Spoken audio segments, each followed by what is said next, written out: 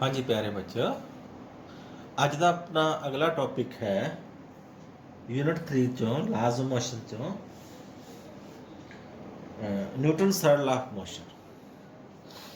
इस तो पहले के ਜਿਹੜੇ वीडियो लैक्चर थानू पाए ने Newton first law of motion पढ़िया, सैकेंड लॉ ऑफ मोशन पढ़िया।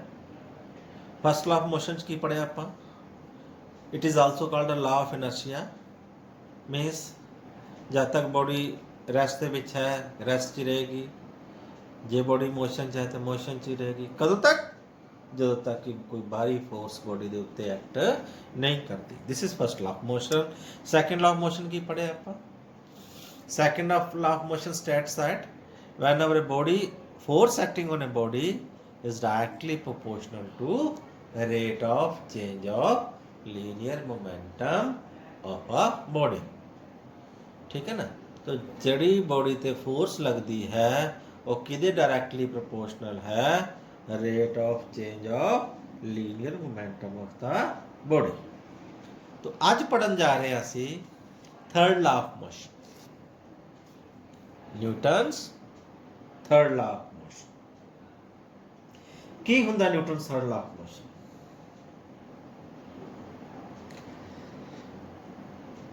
सौखा जिहा लॉ है, action and reaction are equal and opposite to each other. Opposite to each other. हो सौखा जा कि एक्शन एंड रिएक्शन ऑलवेज लगणगे, हमेशा पेयर च लगणगे, इक्वल होणगे ते अपोजिट डायरेक्शन च होणगे। या for every action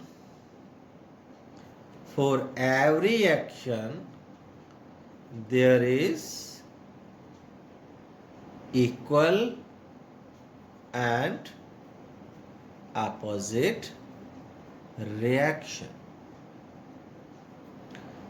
For every action there is equal and opposite reaction. Okay, possible नहीं है कि बॉडी ते एक्शन होवे पर रिएक्शन ना होवे, ये संभव नहीं है। ठीक है जी। तो suppose let's explain it. Suppose अपने को दो बॉडीज है, this is body A and this is body B. F A B क्या है? एफ ए बी है, एफ ए बी की है F A B, it is a force exerted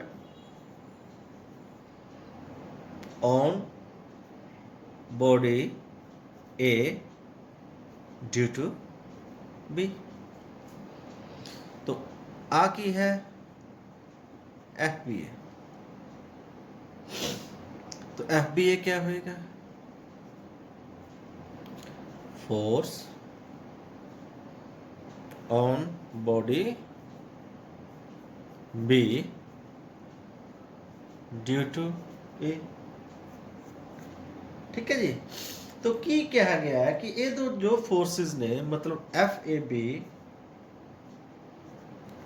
suppose action है, देन एफ बी ए क्या होएगा? वदा reaction. They are equal and opposite to each other, means FAB will be is equal to minus of FBA. So let's prove it.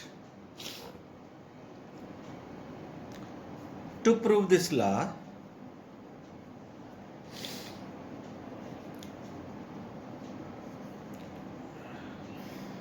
now suppose FAB क्या है? Force act हो रही है ए ते, तो hence it will change the momentum of A with respect to time according to Newton's second law of motion. कि force acting on a body is responsible for its rate of change of momentum.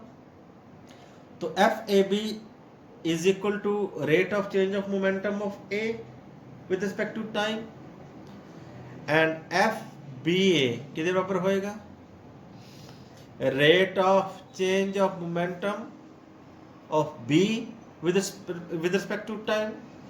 दोनों ਨੂੰ add up ਕਰ ਲੈਣੇ FAB plus FBA किधर बराबर होएगा DPA upon DT plus DPB upon DT. मैं लिख सकता D upon DT of PA plus PB हो सकता है लिखा जा सकता as there is no external force acting on it, क्योंकि बाहरों कोई फोर्स बॉडी ते लग नहीं रही, तो F external force is equal to 0. आ जड़ियां FAB FBA है ये तो इंटरनल है ना, अंदरूनी फोर्सेस है बॉडी दी, दो बॉडी दी अंदरली फोर्सेस, बाहरों कोई फोर्स बॉडी के उत्ते लग नहीं रही, एक्सटर्नल फोर्स 0 हो जाएगी. जे एक्सटर्नल फोर्स 0 है then according to principle of conservation of linear momentum, according to principle of conservation of linear momentum,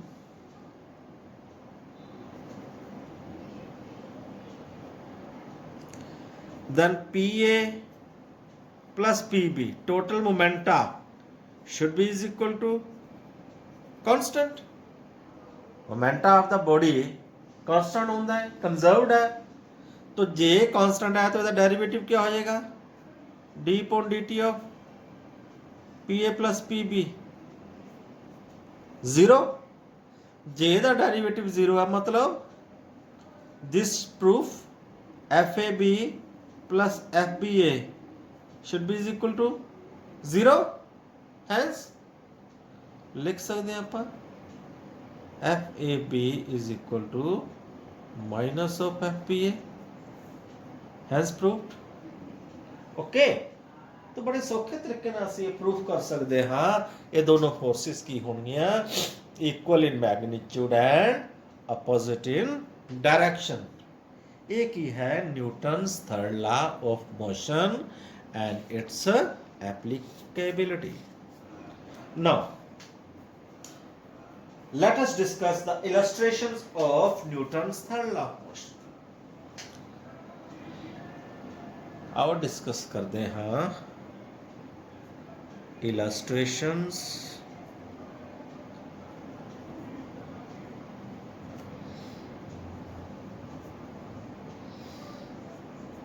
Newton's third law of motion. Examples. Illustrations means examples. हाँ जी, very important example.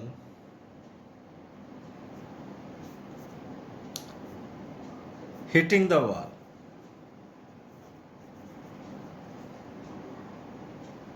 या punching on the wall. Very important. कंध ते मुक्का मारो जी, experiment करके वेखो, कंध ते सारे अपने नेड़े वाली कंध ते जोर दी मुक्का मारो, की होएगा? ਤੁਹਾਡੇ ਹੱਥ ਤੇ ਸੱਟ ਵੱਜਣੀ ਹੈ. ਕਿਉਂ ਵੱਜੀ? ਤੁਸੀਂ ਕੰਧ ਤੇ ਮੁੱਕਾ ਮਾਰਿਆ, ਤੁਸੀਂ ਤਾਂ ਸੱਟ ਮਾਰਨੀ ਸੀ ਕੰਧ ਤੇ, ਕਿਉਂਕਿ ਕੰਧ ਤੇ ਮੁੱਕਾ ਮਾਰਨ ਨਾਲ ਸੱਟ ਕੰਧ ਤੇ ਵੱਜਣੀ, ਉਹ ਐਕਸ਼ਨ ਹੋ ਗਿਆ, ਤੇ ਜਿਹੜੀ ਕੰਧ ਨੇ ਸਾਡੇ ਤੇ ਰਿਐਕਸ਼ਨ ਕੀਤਾ ਉਹਦੇ ਕਰਕੇ ਸਾਡੇ ਹੱਥ ਨੂੰ ਦੁੱਖ ਲੱਗਿਆ. ਤਾਂ ਪੰਚਿੰਗ ਔਨ ਦਾ ਵਾਲ ਕਿਸੇ ਬੋਡੀ ਨੂੰ ਹਿੱਟ ਕਰਦੇ ਆ, ਉਹ ਐਕਸ਼ਨ ਹੈ, ਤੇ ਉਹਦੇ ਕਾਰਨ ਜਿਹੜੀ ਸਾਡੀ ਬੋਡੀ ਜਾਂ ਸਾਡਾ ਹੱਥ ਦਰਦ ਕਰਦਾ ਉਹ ਕੀ ਹੈ? ਉਹਦਾ ਰਿਐਕਸ਼ਨ. ਤੇ ਜੇ ਐਕਸ਼ਨ ਕੀਤਾ ਤੇ ਰਿਐਕਸ਼ਨ ਤਾਂ ਹੋਣਾ ਹੀ ਹੋਣਾ ਹੈ. बहुत सारी एग्जाम्पल्स ने, बहुत सारी इलस्ट्रेशन है, Second is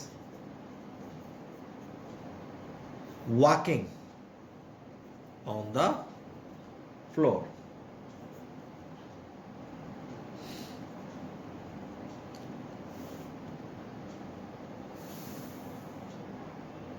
चलना, देखो ਜਦੋਂ ਆਪਾਂ ਚੱਲਦੇ ਹਾਂ ਕਿਵੇਂ ਚੱਲਦੇ ਹਾਂ, तो मेरे को पैर तो ਹੁਣ नहीं बनना है,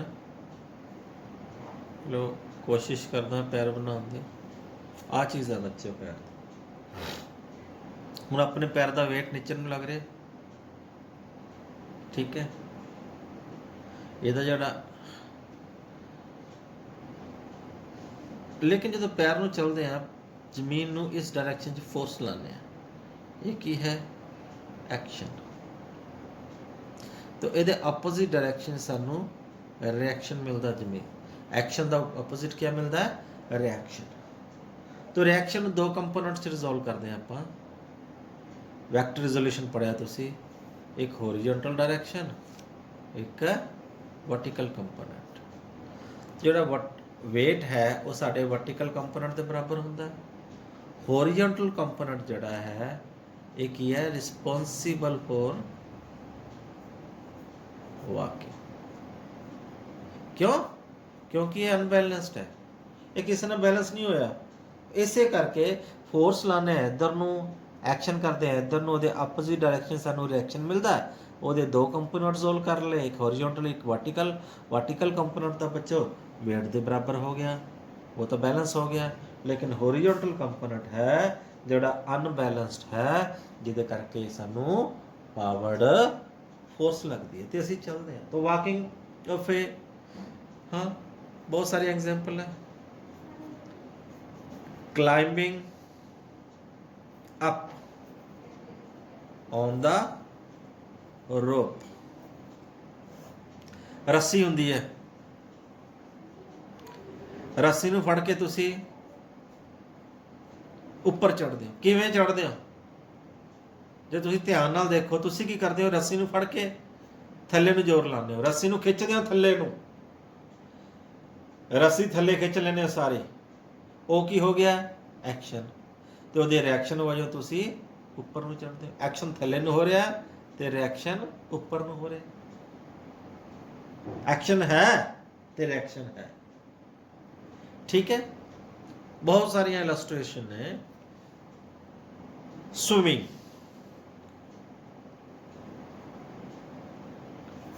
तैरना तुसी काफ़ी जानते होंगे। तैरना किवें स्विमिंग करते हैं असीं, हुण बंदा तो मेरे तो बनना नहीं है।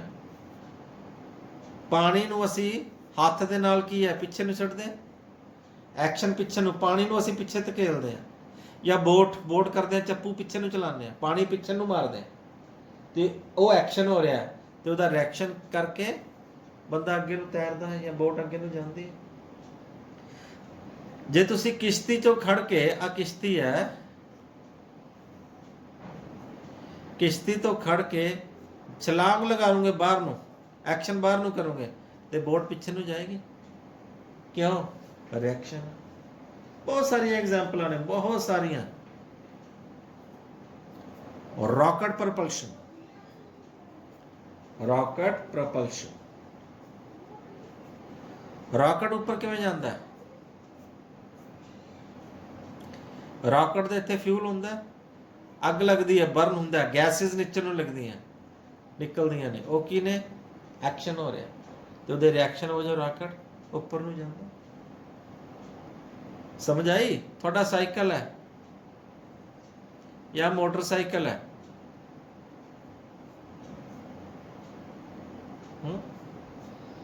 सॉरी मेरे को जो है ये डायग्राम बन रही है। साइकिल की है या मोटरसाइकिल की है?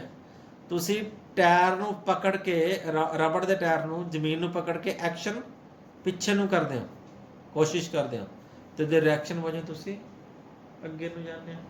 So many examples are, so many illustrations are there. So this is all examples of Newton's third law of motions. अगले टॉपिक दे विच असीं कनेक्टेड मोशंस करांगे, बहुत इंपॉर्टेंट टॉपिक है। ठीक है ना, ਉਹਦੇ न्यूमेरिकल्स बहुत इंपॉर्टेंट होंगे ਇਹਦੇ कनेक्टेड मोशंस ਦੇ। तो तब तक ठीक है, thank you, have a nice day.